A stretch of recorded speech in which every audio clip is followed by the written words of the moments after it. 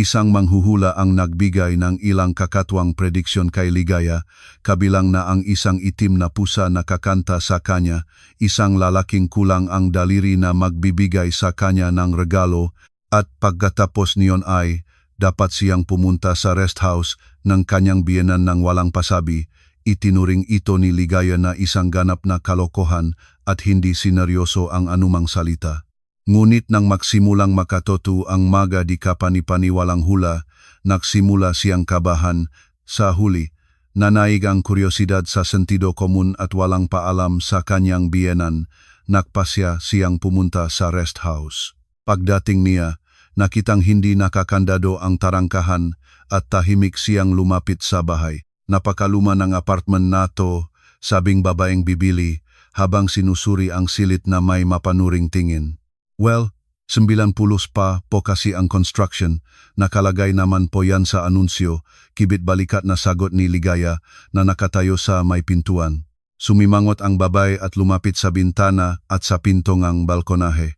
May mga siwang dito, aniya, habang dinadama ang gilid ng bintana. Papasok ang malakas na hangin at luma na rin ang electric fan. Magiginanaw ang mga upa rito. Mire, nagkaroon po en basic renovation 5 years ago, pilit na pinigilan ni Ligaya ang inis sa kanyang boses. 6 na buwan ng bakante ang apartment at napakalamig ng panahon sa labas. Normal lang po yan. Kung ganon, bigyan mo akong diskwento. Tinaasan siyang kilaing babae na may mapanuksong ngiti. Gagastos ka pa rin naman sa pagpapalit ng mabintana at pagbiling bagong aircon. Nasa 10% below market price na po ang presyo na ulitin ko ay nasa anunsyo at nandun din ang malitrato. Alam nyo na po ang makikita ninyo. Wala na pong diskwento.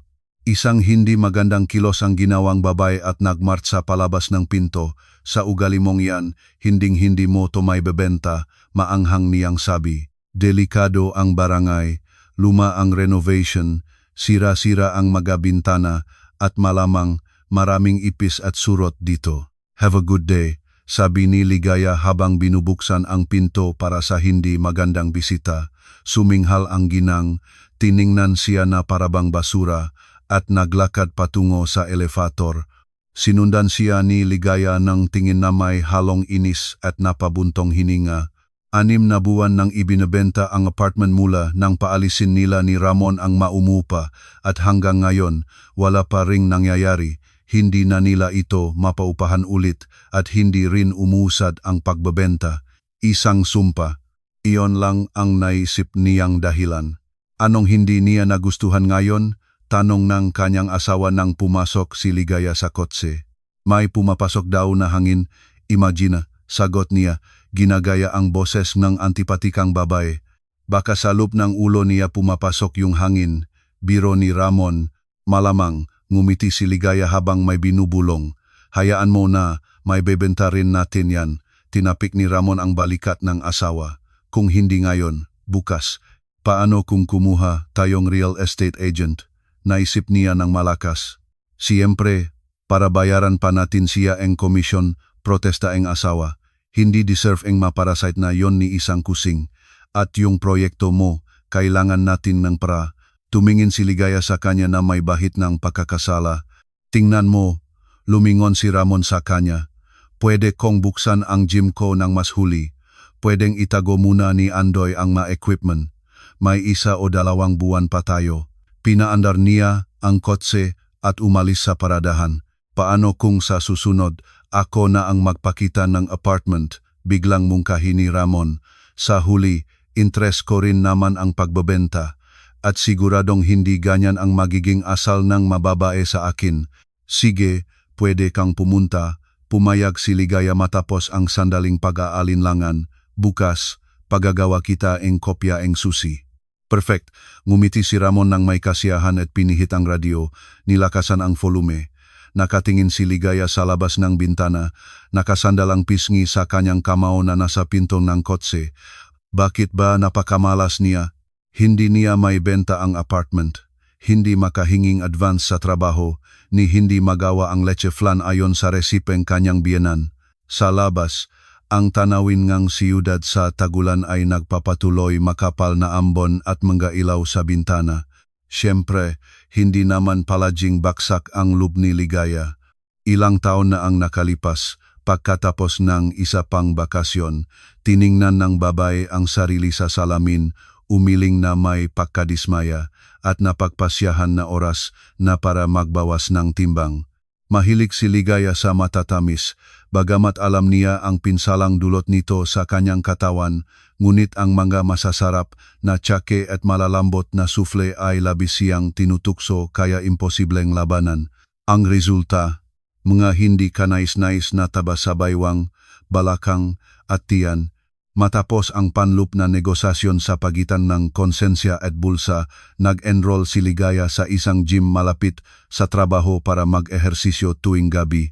Swerte niya dahil ang plant shop kung saan siya nagtatrabaho bilang senior sales lady ay hindi gaanong matao sa gabi at malaya na ang mga empleyado pagsapit ng dilim. Sa unang araw niya sa gym, naligaw si Ligaya at walang ideya kung saan magsisimula.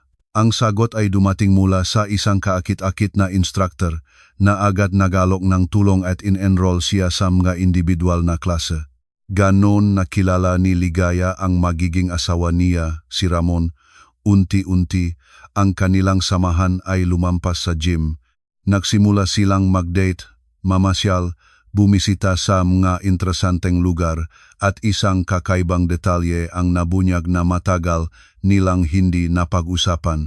Sa loob ng 4 na buwang pagsasanay, pumayat si Ligaya at mukhang bumata. Walang mag-aakala na kakatapos lang niyang mag-40. Si Ramon naman ay mukhang mas matanda sa kanyang tunay na edad dahil sa magang pagputing buhok at makakapal na kilay. Nagulat ang babae nang malaman na mas matanda siya ng 7 taon dito. Sa simula pareho silang nailang, ngunit sa paglipas ng panahon, naging malinaw na numero lang ang edad. Walang ibang naging problema maliban sa mga tsismosa. Sabi ng mega kaibigan, tiyak na iwanan ng batang instructor si Ligaya na sa trabaho nito, kayang-kaya niyang magpalit ng nobya na parang nagpapalit ng damit. Ang mapagdududa ay bumabagabag din sa babae, ngunit lahat ito ay naglaho nang bigla siyang alukin ni Ramon ng kasal habang nag-ensayo. Natunaw si Ligaya at pumayag, hindi pa siya naikakasal nun. Hindi lang talaga nag-work sa mga lalaki. Mag-isa siyang nakatira kasama ang isang maliit na aspin na kulay karamelo sa apartment na minana niya sa kanyang lola noong 18 anyos siya. Pagkatapos ng kasal, kailangan nating tumira ng magkasama, seryosong sabi ni Ramon, mayroon akong maluwag at bagong apartment. Tinulungan ako ni Mama na bilhin ito ilang taon na ang nakalipas at ang sayo ay luma at maliit. Kaya ipaparenta ko na lang para hindi masayang, mungkahi ni Ligaya. Pumayag ang kanyang mapapangasawa at di nagtagal ay nagsama na sila. Bago ang kasal, dumating ang pagkikita ni Ligaya at ang kanyang magiging biyenan, si Corazon. Ang ina na nobyo ay isang pandak, medyo mataba at may matigas na personalidad. Agad na naging malinaw na ang kanyang tila maamong anyo ay isang patibong. Kahit ang kanyang blusang may palamuti sa manggas, alahas o mayos na sapatos ay hindi may tatago ang matalim na tingin ni Corazon na parang X-ray. "Hello iha," sabi niya nang makita si Ligaya. "Matagal ko nang gustong makilala kung sino ang bumihag sa puso ng anak ko." "Hello po, nice to meet you. Ako po si Ligaya," pagpapakilala ni Ligaya habang akmang yayakapin ang kanyang biyenan. Naramdaman niyang tensyonado ang katawan nito, parang isang ahas na handang tumuklaw. Sa loob ng 1 oras na pagbisita ni Corazon, pakiramdam ni Ligaya ay dumaan siya sa isang police interrogation. Pamilya, pag-aaral, trabaho, libangan, hilig sa musika, relasyon sa mga hayop, pangarap, mga kaibigan. Lahat ay sinuri ng ina ni Ramon. Si Ramon mismo ay nakaupo lang sa tabi at ngumingiti o nagbibigay maikling komento. Ang pinakaayaw sagutin ni Ligaya ay tungkol sa kanyang edad, ngunit wala siyang takas. Nang marinig na lampas 40 na siya, makahulugang umiwas ng tingin si Corazon. Iha, sana naman ay hindi mo na ipagpapaliban ang usapin tungkol sa mga apo, sabi niya sa tono na may halong tigas at bakal na kortesiya, sabay turo sa aspin na nakahiga malapit sa upuan ni Ligaya. Panahon na para iwanan ang makalokohang ganyan. Excuse me po, agad na binuhat ni Ligaya ang aso, hindi pa po kami kasal. Masyado pa pong maaga para isipin ang maanak. Sa kaso mo, hindi na maaga, halos huli na nga, obserbangang biyenan sa parehong tono. Ano ba naman yan? Mahinang sabat ni Ramon. Ang ganda ngang gabi tapos pupunta ka sa masalang usapan. Lumingon si Corazon sa kanya at sa isang iglap ay ngumiti na ng buong puso. Oh, tama ka anak, tumango siya. Nagdala ako ng paborito mong leche flan. Kumain kayo at ibibigay ko ang resipe sa magiging asawa mo para matuto siya. Family recipe yan. Biglang tumayo ang ina ni Ramon at pumunta sa pasilyo kung saan niya iniwan ang isang bag na may dalang regalo. Ngunit pagkatapos ng ganoong interogasyon, halos hindi na makalunok si Ligaya.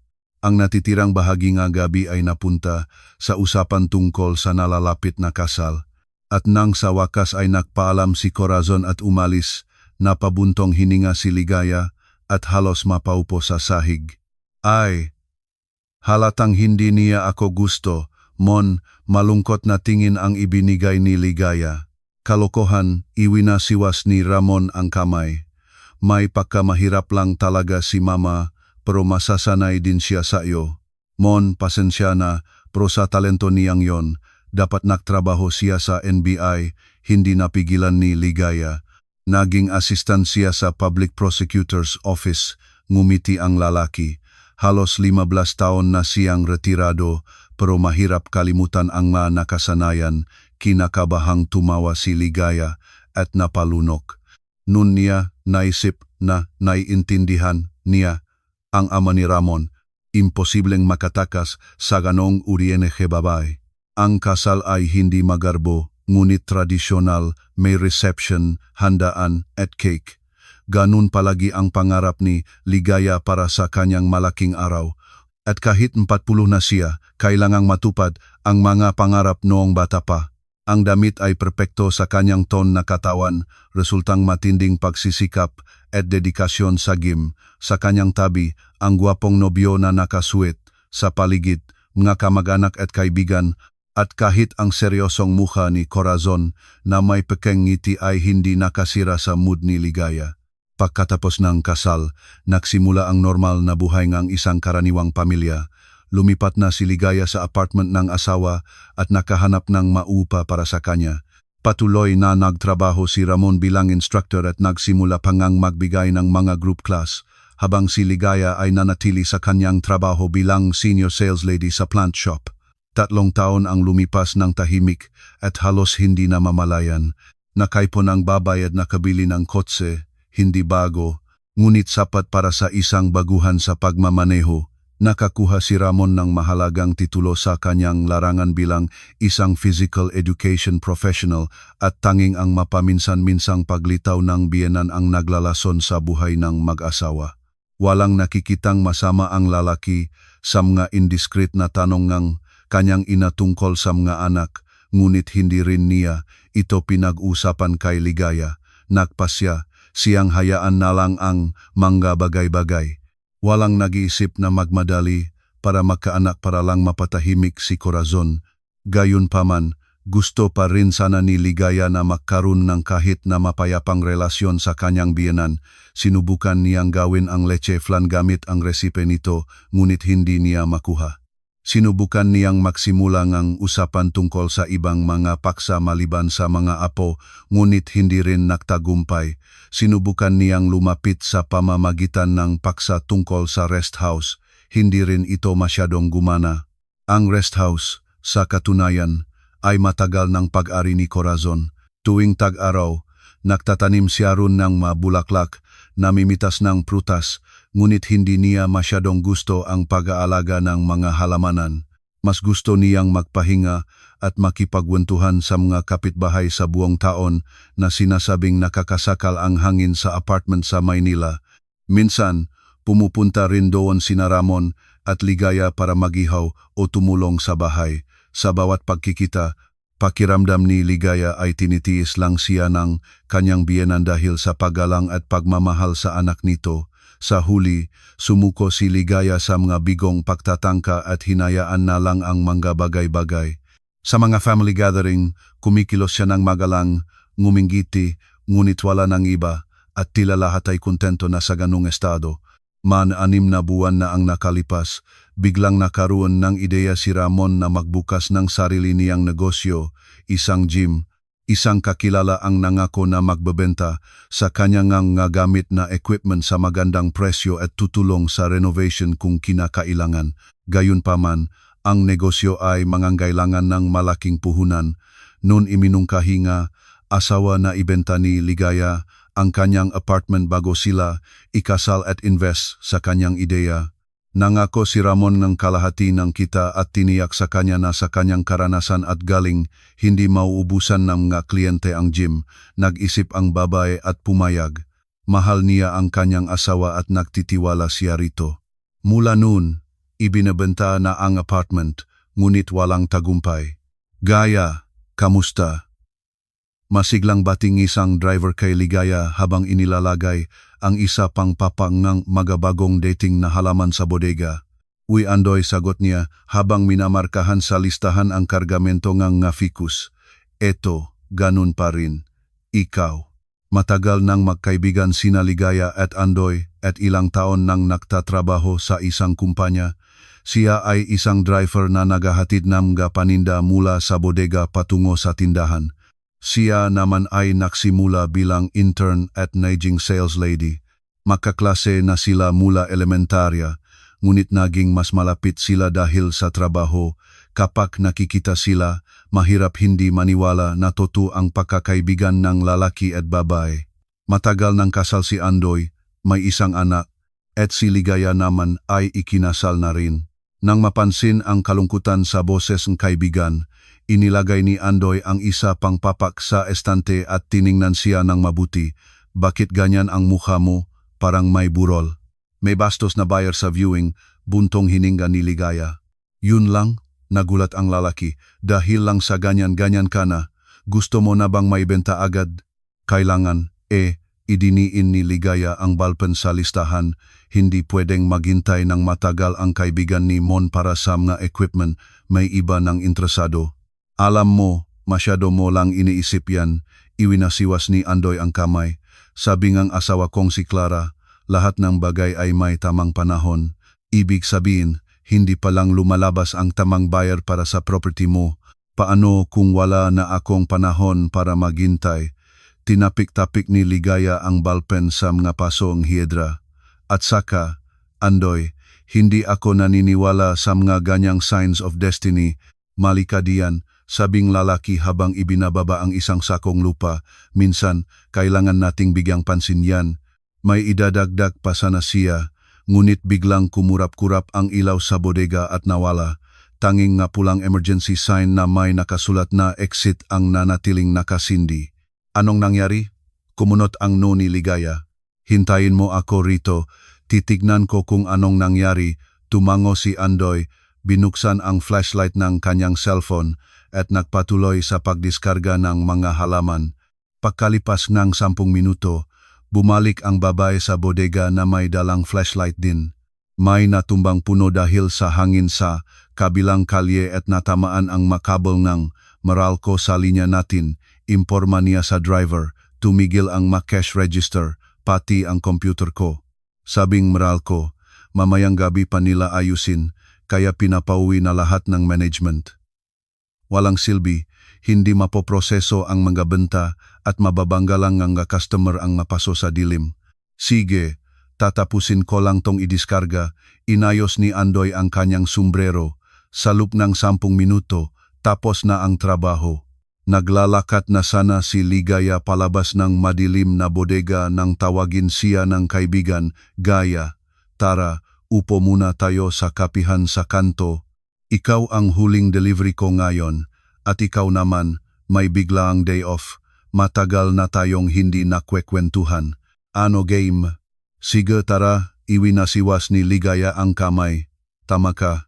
Ang kapihan ay sumalubong sa kanila na may maaliwalas na palamuti, malalawak na bintana at komportableng maupuan. Umupo sina Ligaya at Andoy sa isang maliit na mesa. Umorder sila ng isang pitzel nge fruit tea at 2 matamis na tinapay. Sanalo chalo rito, sabing babay habang inilalapag ang menu. Ayokong hingalin sa gym mamaya. Ngumisi lang si Andoy. Huwag kang magsalitang ganyan, ang laki ng pinagbago mo, ipinakita niya ang kanyang biceps na nagbibiro. Hindi makakaapekto sa katawan mo ang isang maliit na kakanin. Hayaan mo na, yan at kumain ka ng payapa. Nakangiting tumingin si Ligaya. Kay Andoy, madali lang ang lahat, parang sa isang kaibigan mula pagkabata. Marunong siyang magpatawa, magkwento ngang nakakatawa, at magbigay ngang payo. At ang pinakamahalaga, kilala ni Ligaya ang pamilya ni Andoy, inimbita niya sila sa kasal. Alam ni Ramon ang pagkakaibigan nila, ngunit palagi niya itong tinatrato ng may kawalang interes. Ang usapan habang umiinom ng tsaa ay uminit, at ang nobela ng pagbebenta ng apartment ay hindi na naging gaanong trahedya. Kamusta na ang ahas mo? Tanong ni Andoy na may halong pang-aasar habang sinasalinan ang kanyang tasa, lagi pa ring humihingi ng apo. Suminghal si Ligaya na parang sirang plaka. At ikaw, ano ba talaga ang gusto mo? Sa totoo lang, gusto ko. Yumuko ang babae habang iniikot ang tasa sa pagitan ng mga daliri. Sinusubukan namin, pero walang resulta. Siyempre, sinising doktor ang edad ko, pero bukod doon, walang hadlang para magbuntis ako. Ang komplikado at misteryosong katawan ng babae, bulong ni Andoy. Nung buntis si Clara kay Junjun, lumubos siya na parang bola at inutusan akong bumili ng sardinas at sampalok. Okay, pinigilan ni Ligaya ang kaibigan na baka maglabas pa ang hindi kinakailangang detalya. Sige na nga, sumanyas ang lalaki.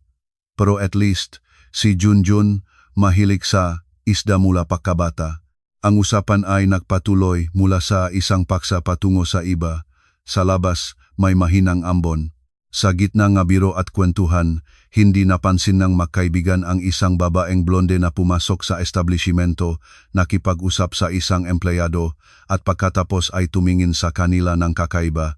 Makalipas ang ilang minuto, lumabas siya. Kinuhaan silang litrato mula sa labas ng bintana at mabilis na umalis.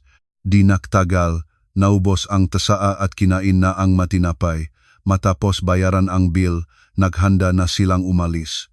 Naalala ang babay na sa umaga, hindi siya nakahanap ng parking malapit sa trabaho at iniwan ang kotse sa isang eskinita sa likod ng plaza. Ano bang gagawin ko sayo? Kawawa ka naman, pabirong buntong hininga ni Andoy. Tara na, sasamahan na kita. Ang siyudad na nababalot sa ambon ng tagulan ay tila isang payapa at tahimik na tanawin. Panahon na kung saan tapos na ang mga holiday at bumalik na sa trabaho ang lahat, ngunit mayroon pa ring alindog ang paligid. Dito at doon ay may kumikislap na mga ilaw pamasko, mga pinalamutiang puno at mga dekorasyon. Wow! Tingnan mo Gaya, isang perya, gulat na turo ni Andoy sa isang malaking makulay na tolda sa plaza. Hindi ko akalain na naglalakbay sila sa ganitong panahon. Ang lamig, dahan-dahan silang naglakad sa gilid ng plaza, lampas sa tolda, mga stall na may iba't ibang pagkain, at mga poster na may anunsyo ngang papalabas. Sakto namang may isang masiglang babae na nakasuot ng payaso ang lumapit sa kanila. Magtanong sa manghuhulang si Elara, libre, at alamin kung ano ang hinaharap. Naku, hindi na, wala kaming oras. Sinubukan ni Ligaya na iwasan ang promoter, ngunit patuloy itong nagsalita habang inaabot ang flyer. Gaya, hindi ka ba nachuchurias? Si Andoy ang unang kumuhang papel. Libre naman. Pasok tayo. Patibong yan, Andoy, sumimangot si Ligaya. Hindi ka na bata, pero naniniwala ka sa kahit anong kwento. Kung patibong to, kakainin ko tong sombrero ko, sabi ngang kaibigan na may malaking kumpiyansa at kumuhang 2 flyer. Inirapan ni Ligaya ang mga mata at may binulong tungkol sa mga makukulit na tagaparya at sumunod kay Andoy. Ilang metro ang layo, nakita nila ang isang maliit na makulay na trailer na pinalamutian ng banderitas at laso, may maliit na hagdanan patungo sa pinto. Ikaw na, dito na lang ako maghihintay. Kinuskos ni Ligaya ang kanyang makamay. Iniabot ni Andoy ang kanyang maliit na bag na may lamang mahahalagang gamit. Mabilis na umakyat sa hagdan at nawala sa loop ng trailer, mga 10 minuto siyang nanatili roon. Si Ligaya ay nagpapadyak na sa sahig para painitin ang kanyang paa nang lumabas itong masaya at nakangiti. Gaya, walang nakakatakot, sabi niya, walang manloloko sayo, isang tanong, isang sagot. Interesante yung ginang. Tiningnan ng babae ang trailer ng may pagdududa. At pagkatapos ay sa kaibigan. Sige na nga, sabi niya, kailan pa kaya magkakaroon ng ganitong pagkakataon? Dali na, masiglang, sabi ni Andoy. Pumayak si Ligaya, napagtantong hindi titigil ang kaibigan. Nagbulong-bulong siya, umakyat sa hagdan at hinila ang maliit na pinto. Sa loob, mas mainit kaysa sa labas, ngunit hindi nakakasakal. Sa dilim, may amoy na matamis at maasim na tumatama sa ilong. Mula sa kisame, may nakasabit na makukulay na tela, panyo, at palawit ng iba't ibang kulay. Pasok. Huwag kang matakot, tawag ng manghuhula mula sa likod. Halika kay Elara. Kinakabahang lumapit ang bisita sa mesa kung saan nakaupo ang isang manghuhulang may itim na buhok, makapal ang makeup, at halatang hindi na bata. Nakasuot siya ang makulay na damit at isang saleko na may magarbong burda. Sa ulo, mayroon siyang pulang bandana at sa kanyang matainga may nakasabit na mabibigat na hikaw. Ang lig niya ay puno ng kwintas. Si Elara ay parang pinahalong pirata at isang karakter mula sa isang katutubong kwento. Sabi po, pwede akong magtanong, iniabot ni Ligaya ang flyer sa manghuhula at umupo sa inukit na silya sa tapat niya. O pwede. Isang matalim na tingin ang ibinigay sa kanyang manghuhula. Ano ang gusto mong malaman? Nag-alinlangan si Ligaya. Taliwas sa kanyang inaasahan, hindi niya naramdaman na gusto siyang lokohin. Gusto kong tulungan ang asawa ko na magbukas ng negosyo. Nagsimula siya pagkatapos ng ilang sandali. Magtatagumpay ba kami? Tiningnan siya ni Elara ng mabuti at sinabi, bigyan mo akong isang bagay mula sa iyong asawa. Naalala ni Ligaya na sa ilalim ng kanyang bag ay mayroong keychain si Ramon. Nawala niya ito, nahanap niya, at laging nakakalimutan ibalik. Inilagay ni Ligaya ang bagay sa manipis at malamig na kamay ng manghuhula. Pinisil niya ang keychain, ipinikit ang mata at nanatiling hindi gumagalaw. Ngayon, sasabihin niya sa akin ang pangkalahatang bagay na nakapagpapasigla, at yun na yun. Isip ni Ligaya ng may pag-alinlangan. Biglang nagbago ang ekspresyon ni Elara at nagsimulang bumulong, biglang binuksan ang mga mata. Kapag kinantahan kang item na pusa, kapag binigyan kang regalo ng taong kulang ang daliri, puntahan mo ang bahay ng iba kung saan malamig ang kusina. Doon mo mahahanap ang lahat ng sagot sa iyong matanong. Isang bigo at mapait na ekspresyon ang lumitaw sa mukha ni Ligaya at sa loob niya kumukulo ang inis. Salamat, bulong ng babae habang kinukuha ang keychain ng asawa. Iyon ang pinakawalang kwentang 5 minuto ng buhay ko. Reklamo ni Ligaya nang salubungin siya ni Andoy sa labas ng trailer. Hinding-hindi na ako magpapadala sayo, Andoy. Ikinuwento niya sa nagulat na kaibigan ang nangyari. Ang weird. Sa akin malinaw siyang naksalita. Kinamot ni Andoy ang ulo. Walang sense. Ano bang sinabi sayo? Tinanong ko kung makakaroon kaming pangalawang anak ni Clara na alalang lalaki. Sumagot siya, isang babae ang ipapanganak sa mga araw na kaunti ang araw. Pangalanan ninyo siya sa lolangina para dumating ang kaligayahan sa pamilya. Naintindihan ko agad. Ang maaraw na kaunti ang araw ay taglamig at ang pangalan ay dapat Fera. Pero ano naman yung itim na pusa at taong kulang ang daliri sa kaso ko? Kumunot ang no ni Ligaya. Ewan, isipin mo, baka maintindihan mo rin mamaya, mungkahi ni Andoy. Dumating sila sa kotse ni Ligaya, pinag-usapan pa rin ang kakaibang hula. Nang makaupo na sa driver's seat, nakpasya ang babae na kalimutan na lang ang mga sinabing baliw na manghuhula. Sa bahay, isang hindi inaasahang bisita ang natakpuan ni Ligaya, dumating si Corazon.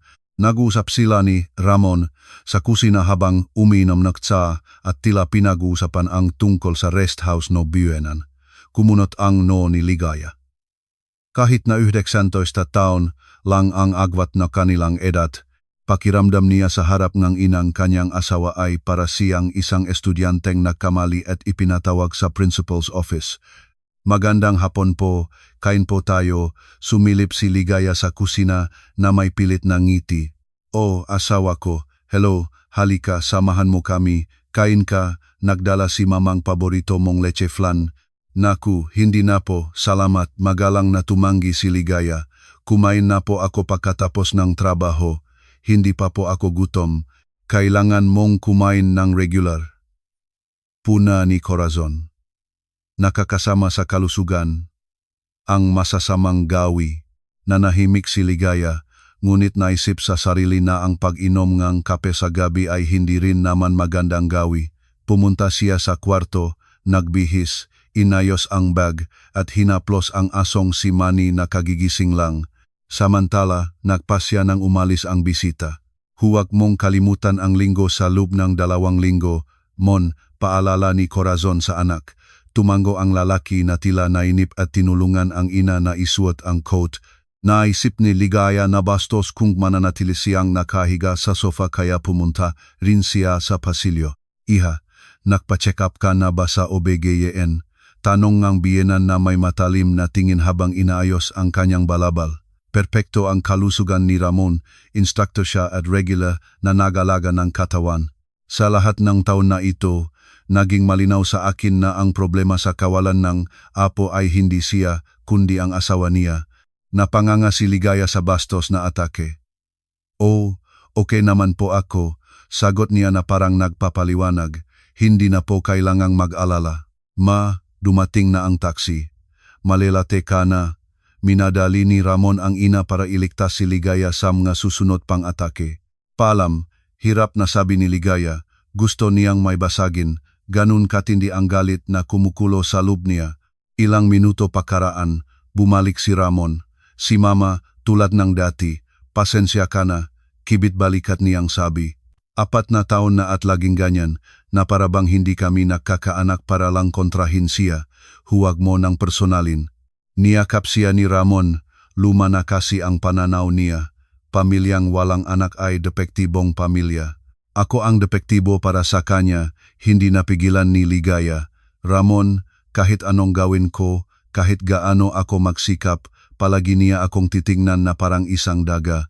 Takot sa daga si Mama, ngumiti ang asawa. Ilalakad ko muna si Manny para makalanghap ng hangin, bulong ni Ligaya pagkaraan ng ilang sandali. Pagkatapos, pupunta ako sa gym. Palabas na si Ramon nang may maalala at lumingon sa kanya. O nga pala, nainom mo na ba yung sport supplements? Tandaan mo, hindi mo pwedeng laktawan ha, para ma-maintain ang figuri mo.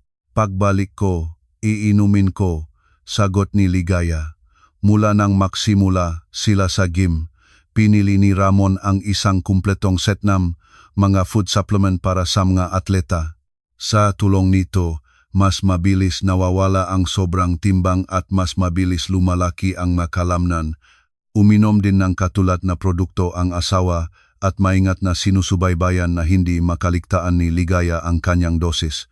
Sige, ako na ang maghahalo at maghahanda para sayo, ngumiti si Ramon, ibinigay ang tali sa asawa at pumunta sa sala. Lumipas ang ilang linggo, nanatiling matindi ang lamig. Ang buhay ay nagpatuloy, naibalik ang kuryente sa trabaho, hindi na bigla ang lumilitaw ang biyenan, ngunit wala ring tumatawag tungkol sa apartment. Sabi ni Andoy, may isa pang bumibili ng mga equipment. Sabi ni Ramon na kinakabahang nagpipitik ng daliri. Handa siyang bayaran ang buong halaga ng cash. Anong magagawa ko, Mon? Tanong ni Ligaya na may kasalanan sa boses. Hindi ako makakahanap ng buyer mula sa ilalim ng lupa ngayon. Sana nga, kumunot ang nungasawa. Sige, tawagan mo ang matao, humingi kang tulong. Kailangan kong may benta tu agad para sa ikabubuhay na negosyo. Sige, sabi ni Ligaya. Parang sa isang himala, tumunog ang telepono. Isang hindi kilalang numero ang lumitaw sa screen. Agad na iniwan ni Ligaya ang ginagawa, nagpunas ng tuwalya at sumagot. Hindi siya makapaniwala sa kanyang narinig at lumingon sa asawa na may maningning na tingin. Gusto ngam gabuyer na makita ang apartment bukas, sabi niya nang matapos ang tawag. Sama ka, gusto mo diba? Una, natuwa si Ramon, ngunit pagkatapos ay napakagatlabi. Hindi pwede, nakalimutan ko. Pinapunta ako ni Mama sa supermarket at mag-install ngang bagong electric stove sa rest house. Mayroon siyang salu-salo kasama ang kapitbahay bukas. Gagawa silang salabat. Napabuntong hininga si Ligaya. Napaktantong mag-isa siyang pupunta. Ang pagkontra sa desisyon ni Corazon, kahit hindi direkta, ay may kapalit. Buti na lang bukas ay linggo at hindi ko kailangang magpaalam sa trabaho. Sabi ng babay, sa gabi, makita na lang tayo at pag-usapan ang lahat sa gym. Sige, tumango si Ramon. At huwag mong kalimutan ang na supplements ngayon, yung nasa malaking kulay abong lalagyan sa kusina. Okay, sagot ni Ligaya. Pumunta ang babae sa viewing na may magandang pakiramdam. Ang karaniwang mood niya ay napalitan ngang halos positibong pananaw. Siguradong ngayon, sa harap ng gusali, naghihintay na ang posibleng buyer. Di tulad ng naunang antipatikang ginang, agad siyang nakitaan ng simpatya, pandak, medyo mataba, palangiti, at mas bata ng kaunti kay Ligaya. Sa elevator, nakwentuhan sila tungkol sa katandaan ng gusali kung kailan na-renovate ang lobby at iba pang amenities ng condominium. Ang liwanag. Maaraw na side, bulalas ngang bisita na humahanga. Halos 45 square meters, malaki para sa isang one-bedroom. Sinuri niya ang espasyo ng mabuti. Hindi siya sumimangot. Hindi nagbitaw ngang masasakit na komento at nagtanong lang ng mahahalagang bagay.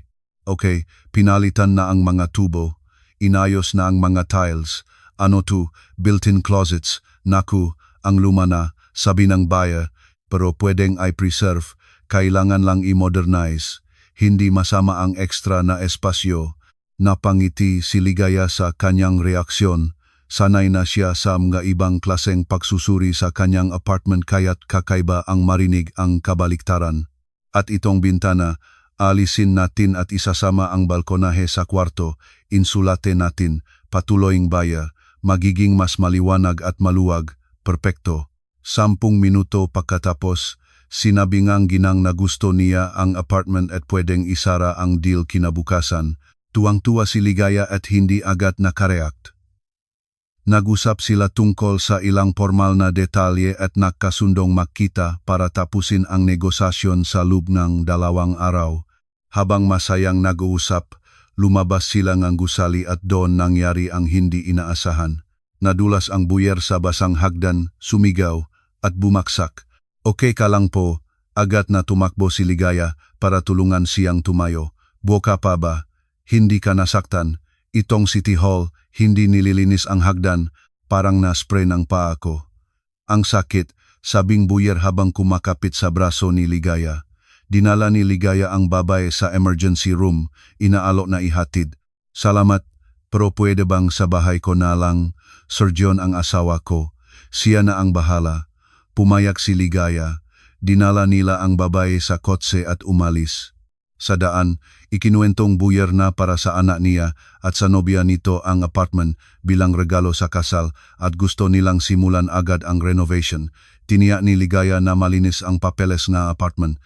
Nagreklamo rin sila tungkol sa mga serbisyo publiko. Pumasok ang kotse sa isang subdivision at huminto sa harap ng isang maliit na bahay. Malapit sa gate, isang lalaki na ang naghihintay. Matapos ang mabilis na pagpapakilala, tinulungan nilang dalawa ang babae na makapasok sa bahay. Isang matinding pasalang ang natamo niya.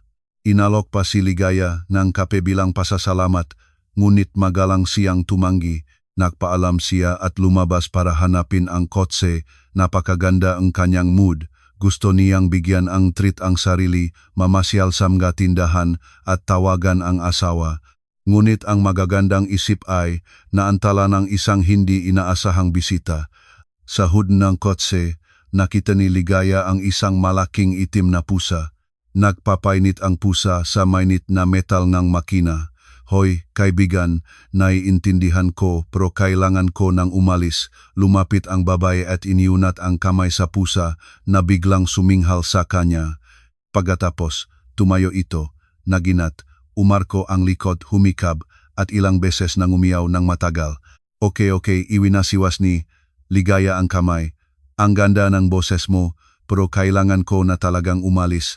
Tiningnan siya ng pusa, umiling, at dahan-dahang tumalon pababa. Nang makumpirma na nawala na ang hayop, umupo si Ligaya sa driver's seat at tinawagan ang asawa. Tuwang-tuwa si Ramon sa balita. Agad siyang nagsimulang magplano. Perfect, sasabihin ko na kay Andoy na simulan nang iempake ang mga equipment. Kukuha ako ng truck para sa transportasyon. May nakita na akong espasyo. Halos hindi na kailangan ng renovation. Bukas ng gabi, isasara ko na ang lease. Kapag naibenta mo na, huwag mong ilalagay lahat sa account. Hiningi ni Andoy na cash ang bayad. Ramon, hintayin mo munang may benta bago ka gumawang hakbang, mahinang sabi ni Ligaya. Kung mas maaga, mas maganda, biro ni Ramon. Saan ka pupunta ngayon? Maglilibot muna ako sa mga mall, sagot ni Ligaya. Pupunta ka pa rin naman sa rest house ni Mama. Ayokong mag-isa sa bahay. Sige, pumayag ang asawa. Magkita na lang tayo sa gym. Nagpaalam sila at pumasok si Ligaya sa traffic. Nagnininging ang araw, may kaunting lamig sa hangin. Binuksan ni Ligaya ang radyo at nagtambol sa manibela. Biglang pumasok sa isip niya ang halos nakalimutan ng salitang manghuhula kapag kinantahan kang ang itim na pusa. Kinilabutan si Ligaya, ngunit mabilis na iwinaksi ang kakaibang pakiramdam. Nakataon lang, normal na mahanap ng mainit na lugar ang mahayop.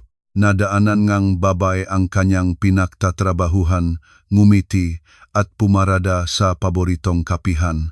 Sa loob, amoy kanela, bagong lutong tinapay at vanilla ice cream. Ngunit sa counter, isang bagong lalaki ang nag-asikaso sa kanya. Magandang hapon, ano po ang sa inyo? Masiglang tanong niya. Isang kapeng barako na may gatas at strawberry syrup, pakiusap, sabi ni Ligaya. Habang kinukuhang barista ang order, tumunok ang isang senyas at isang masayang musika. Congratulations! Ikaw ang aming ika. 1000 na customer, lalo pang ngumiti ang lalaki. May regalo ka. Dadalhin mo ba o ipamimigay? Akin na lang, siyempre, agad na sagot ni Ligaya at idinagdak ng mahina, napakaswerteng araw. Ilang minuto pagkatapos, inilagayng barista sa counter ang isang magandang kahon na may 13 pirasong ang espesyal na ensaymada at isang malaking basong kape. Enjoy po, sabi niya. Tuwang-tuwa si Ligaya kaya't agad siyang nag-abot ang tip. Habang nag-aabutan, nalaglag ang ilang barya. Walang problema, ako na po ang pupulot, sabing lalaki. Habang kinukuha ni Ligaya ang kanyang kape at kahon, isang detalye ang nakakuha ang kanyang pansin. Sa kanang kamaing barista, kulang ang kanyang hinliliit. Ang taong kulang ang daliri. Nagulat si Ligaya. Umatras siya mula sa kapihan, halos matumba at tumakbo pabalik sa kotse. Doon lang siya huminga ng malalim. Ang pusa ay isang kalokohan lang. Pero ano ang sansa na makakita ng isang taong kulang ang daliri sa parehong araw? Tiningnan niya ang kape at ensaymada. Ang barista na kulang ang daliri ay nagbigay sa kanya ng regalo, eksakto tulad ng sinabi ng manghuhula. Ano ang kasunod? Kapag kinantahan kang itim na pusa, kapag binigyan kang regalo ng taong kulang ang daliri, puntahan mo ang bahay ng iba kung saan malamig ang kusina. Bahay ng iba, malamig ang kusina. Hindi siya naniniwala sa mga manghuhula, ngunit ngayon, nag-alinlangan na siya. Anong sasabihin ni Ramon? Tiyak na pagtatawanan niya ako. Nagsimulang mag-isip si Ligaya, malamig na kusina. Hindi dahil sa temperatura. Malamang hindi ginagamit ang kalan. Bakit? Hindi marunong magluto ang may-ari o sira ang kalan? Isang biglaang hinala ang pumasok sa kanyang isip. Ang rest house ng kanyang biyenan. Sabi nga asawa niya, sira ang kalan doon ngayon. Hindi ako makikialam. Ngunit sa huli, nanaig ang kuryosidad. Nagtip siyang address sa Waze at pinaandar ang kotse. Ang rest house ay nasa labas ng lungsod sa isang maliit na subdivision. Sa loob ng kalahating oras, huminto ang kotse ni Ligaya sa harap ng bahay, ngunit wala doon ang kotse ng kanyang asawa. Nakaalis na. Ang weird, bulong niya. Pumarada siya malapit sa isang maliit na sari-sari store, ilang bahay ang layo. Lumapit siya sa tarangkahan. Walang kandado. Tinulak niya ito at nakapasok sa isang patio. Mula sa isang bahagyang bukas na bintana, may narinig siyang nga boses. Agad siyang naktago at nakinig. Nakilala niya ang boses ni Corazon. Rita, buti na lang naayos mo na lahat sa bahay mo at dinala mo yan sa isang thermos, hinaing ng biyenan. Nawala ang bago kong kalan sa bodega. Kailangan ko pang magreklamo. Mag-file tayo ng formal na reklamo, mungkahi ng kausap. Nakita ni Ligaya ang isang babaeng blonde na kaedad 30, na kasama ng kanyang biyenan. Siyempre, Rita, tumango si Corazon. Pero, ano yung bago mong balita? Ano yung gusto mong ipakita? Kinuhang babae ang isang tablet at nagpakita nga litrato. Walang hiyang babae, sabi ngang ina ni Ramon. Bukod sa walang silbi sa pamilya, baok at walang karakter, nakikipagdate pa sa ibang lalaki. Ilang beses ko nang sinabi kay Mon na dapat sa bata at malusok siya nakpakasal. Tatawagan ko siya ngayon din at sasabihing palayasin na yan. Huwag po kayong magmadali, pinigilan ng babay ang biyenan, hindi sapat ang malitrato lang, pwede akong gumawa ng mas kapanipaniwalang ebidensya. Gawin mo, Rita, nagningning ang mamata ni Corazon. Hindi mo alam kung gaano ko kagusto na magkaroon ng apo ang anak ko. Bata pa siya, sinasayang niya ang kanyang mataon sabaw na yan. Napigilan ni Ligaya ang galit.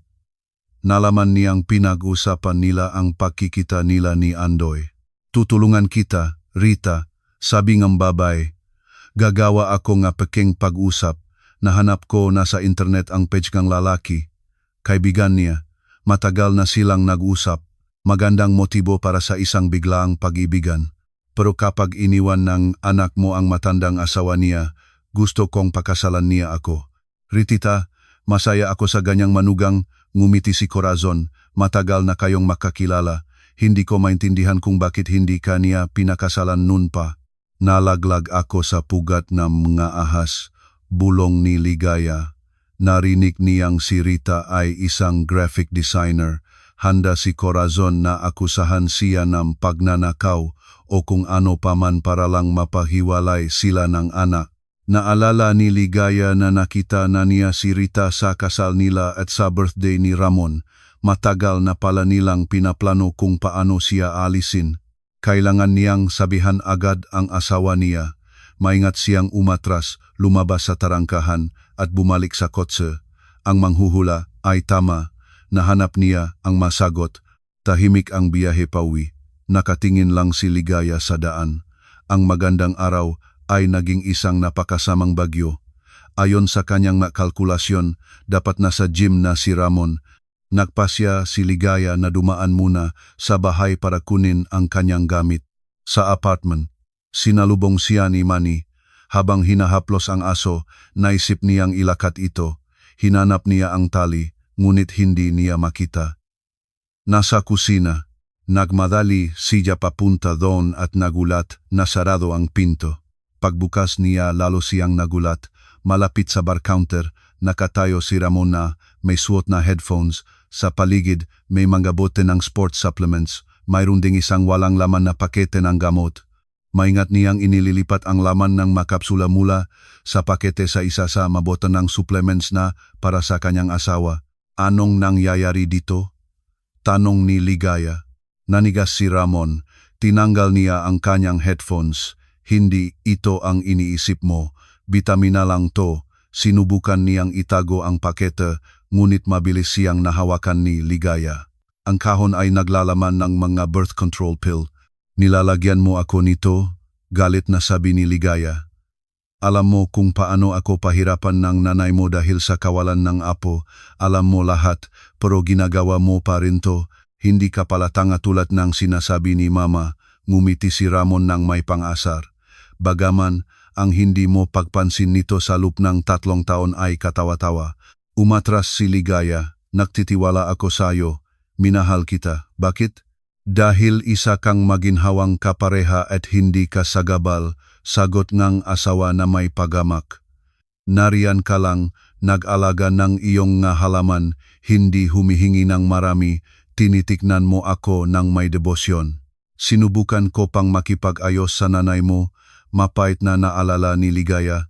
Para saan, kung hindi naman iyon ang gusto ninyong dalawa?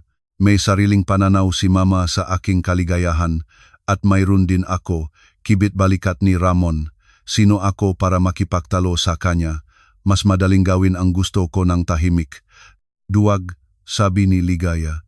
Ang dami kong narinig na masasakit na salita mula sa kanya baog. Matanda, walang silbi at hindi ka man lang kumampi sa akin. Ginawa ko ang nakakabuti sa akin, sumama ang tingin ni Ramon. Ang buong kalokohan ng kasal na ito ay para tumahimik si Mama. Ayokong pamilya at mga anak, ngunit nagsimula kang magpatingin sa doktor. Siyempre, kailangan kong tumulong para hindi ka magbuntis. Ang karera ko ay nasa tuktok. Malapit nang magbukas ang negosyo. At sa totoo lang, maraming mas bata at mas magandang babae kaysa sa iyo. Hindi napigilan ni Ligaya ang pag-iyak. Bakit ka umuwi ng maaga ngayon? Tanong ni Ramon na may pang-aasar. Hindi ba pwedeng 1 linggo na lang kapag tapos na ang bentahan ng apartment at nabili ko na ang ma-equipment? Tiningnan siya ni Ligaya na may galit. Akala ko hindi ka nagmana sa nanay mo, sabi niya, pinunasan ang luha. Pero nagkamali ako. Ang nanay mo, kahit papaano, may pinaninindigang tama, kahit na sa masamang paraan. Pero ikaw, isa kang makasarili at walang prinsipyo. Ganyan ang buhay. Kanya-kanya lang, ngumiti si Ramon. Umalis ka na, asawa. Alam nating pareho na wala ka ng lugar dito. Kinuha niya si Manny at tumakbo palabas ng pinto. Nahilo si Ligaya sa pagkarealise na gusto niyang bigyan ng babala ang asawa tungkol sa panloloko ng ina nito, ang lalaking hindi karapat-dapat sa kanyang katapatan. Hindi niya matandaan kung paano siya nakalabas, nakarating sa kotse at naupo roon, yakap-yakap ang kanyang aso. Ikaw na lang ang natitira sa akin, bulong ni Ligaya. Kinagabihan, tinulungan siya ni Andoy na lumipat sa kanyang lumang apartment. Sinubukan ngang kaibigan na alamin kung ano ang nangyari, ngunit nanatiling tahimik si Ligaya. Tahimik nilang inilabas ang lahat ng gamit ni Ligaya mula sa apartment sa ilalim ng mapanuksong tingin ni Ramon na walang awang ininsulto ang kanyang dating asawa. Sa huli, hindi na napigilan ni Andoy. Tumahimik ka na, pare. Huwag mo nang palalain ang pagiging. Nag-isip si Andoy ngang tamang salita. Ano, inatras ni Ramon ang leak. Hindi na lang pinansin ni Andoy at nagpatuloy sa pagtulong kay Ligaya. Natapos ang paglipat sa madaling araw. Naiwan si Ligaya na mag-isa kasama si Manny sa kanyang lumang apartment at nakatulog sa sofa habang umiyak. Kinabukasan, hindi siya nakapasok sa trabaho sa oras. Sa tanghalian, tinawagan niya ang buyer na apartment. Sa mabigat na puso, sinabi niyang kanselado na ang bentahan. Nalungkot ang buyer ngunit hinangat na malampasan ni Ligaya ang kanyang nga problema at inalok pa ang serbisyong kanyang abogado. Dinaktagal, nakatanggap siyang abiso para sa isang pagdinig sa diborsyo. Naalala ni Ligaya ang alok. Ang abogado ay tamang-tama dahil sinubukan ni Ramon at enggiina nito na kunin ang lahat mula sa kanya. Sa huli, pagkatapos ngang ilang buwan ng manerbiyos at pagdinig, natapos ang lahat. Nahiwalay sila. Ngunit may isang magandang bagay na nangyari. Naging matalik na magkaibigan sina Ligaya, ang kanyang abogado, at si Valentina, ang hindi natuloy na buyer. Ilang buwan pagkaraan, taksibol na. Namumulaklak ang mabulaklak sa siyudad. Ang sarap dito sa bahay ninyo, Clara, sabi ni Ligaya, nakaupo sa teras kasama ang asawa ang kanyang matalik na kaibigan. Hindi mo pa natitikman ang adobo at atsara ko, sabi ni Clara na maingiti. Hayaan mo na yang kape, Gaya. Kunin mo ang bote at lagyan mo ang baso. Bumukas ang pinto at pumasok si Andoy na may dalang malaking tray e inihaw na karne. Nagunahan ang makamay ng bata papunta sa karne. Hoy Junjun, hindi pa nakakaupo ang mga matatanda, saway ni Clara. Hayaan mo na siya, sabi ni Ligaya. Ilang minuto pagkaraan, nakahain na ang mesa. May kaldereta, mga atsara, kanin at mga salad at sa gitna ang inihaw na karne. Kain na tayo, sabi ni Andoy. Inabot ni Ligaya ang kanyang baso at ang kay Clara. Ngunit bigla itong tinakpan ng huli ang baso. Nakakwarantin ako ngayon, sabi niya, para sa susunod na 9 na buwan. Nakatinginan sina Andoy at Ligaya at pagkatapos ay niyakap ng lalaki ang kanyang asawa. Nang humupa ang mapagbati, malungkot na tiningnan ni Ligaya, sa bahay ko rin nakatotoang hula. Gaya, pasensya na, sabi ni Andoy, ako ang nagdala sayo sa priyang yon. Hindi, kung hindi, nanatili akong mangmang. Tama ang ginawa mo, sabi ni Ligaya. Itinaas niya ang ulo at sinubukang ngumiti. Lahat ng nangyayari ay para sa ikabubuti. Huwag ka lang mag-focus sa nakaraan, sabi ni Clara. Maraming masasamang tao sa mundo, pero mas marami ang mabubuti. Nagsimulang magain si Clara. Kumain tayo abang mainit. Nagumpisa na ang renovation ko. Mungkahi ni Ligaya, bumili ako ng bagong wallpaper. Gusto kong alisin ang mabakas ng lumang buhay. Maganda yan, tumango si Clara. Nang magsimulang dumilim, nagtanong si Andoy, Gaya, may pangarap ka ba? Matapos ang renovation, biro ng babay. Hindi yan pangarap. Mga imposibleng pantasya. Sabi ni Andoy, gusto kong magbago ng kapaligiran at lumayo. Sabi ni Ligaya, nakatira ang lola ko sa Cordillera noong bata pa siya, baka doon ako pupunta. Mas malapit na yan sa katotohanan, sabi ni Andoy, pero hindi pa ako sumusuko na mahanap ang taong para sa akin at maging isang ina, mahinang sabi ni Ligaya. Ngayon, nagsabi kang totoo, sabi ni Andoy. May pinsan ako, si Arnaldo, nagsimula si Clara, matagal siyang nanirahan sa probinsya, ngunit namatay ang asawa niya dahil sa sakit. Kamakailan lang, lumipat siya rito. Tahimik na tao, mahilig magtanim nagamaga bulaklak, at mabait. Nagtatrabaho siya sa isang hardware store. Napangiti si Ligaya. Hindi siya maskuladong atleta, pero tapat na tao, dakdak ni Andoy. Pero ipakita niyo naman sa akin, hindi napigilan ni Ligaya. Kinuha ni Clara ang telepono at ipinakita ang isang litrato. Mula roon, isang lalaki na nasa 40 ang nakatingin sa kanya.